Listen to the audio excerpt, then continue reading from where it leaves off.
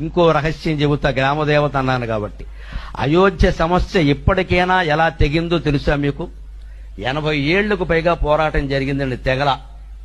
ఈ మధ్యన ఈ విషయం వచ్చినప్పుడు ఆ ఆధ్యాత్మిక గురువు శ్రీ శ్రీ శ్రీ రవిశంకర్ ఒక వ్యాసం రాశారు పత్రికలో. ఆయన చెప్పింది, అయోధ్యకి కులదేవత ఉంది, ఆవిడ పేరు దేవకాశి. అయోధ్యకి గ్రామదేవత.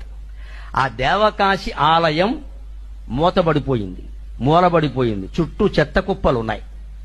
ఎందుకు ఈ సమస్య ఇంత తెగడం లేదు, ఎవరూ ఒప్పుకోవడం లేదు? ఇలా ఏళ్ల తరబడి సాగి చివరికి దేశంలో పెద్ద సంక్షోభానికి దారితీసేలా ఉంది ఇది. ఎందుకు మనుషుల మనస్సులు స్పష్టంగా అక్కడ ఆధారాలన్నీ కనపడుతున్నా సరే అవతల వాళ్ళు ఎందుకు ఒప్పుకోవడం లేదు, ఇంకా ఏమిటిది అని, ఎందుకు ఇంత క్షోభ కలుగుతోందని పరిశోధన చేస్తే అయోధ్యకి సంబంధించిన గ్రామదేవతాలయం మూలన పడి ఉంది.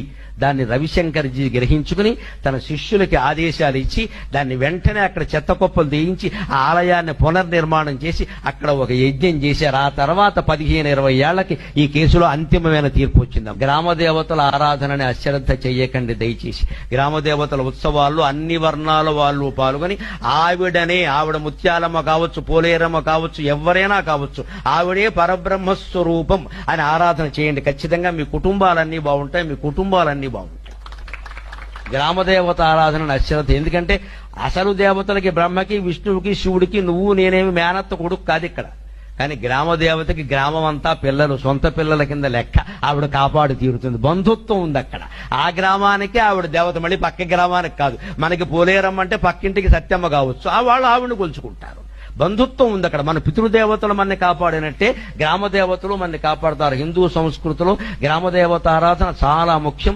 ఏటా ఉత్సవాలు ఏం మానకూడదు. అప్పుడు హింస మాత్రం పనికిరాదు, జంతు హింస చేయకూడదు. అందరూ అమ్మవారికి సంతానమే. కానీ మామూలుగా చేసే విధానంగా హాయిగా చేసుకోవాలి. ఆ గ్రామదేవత కూడా పురుషోత్తముడితో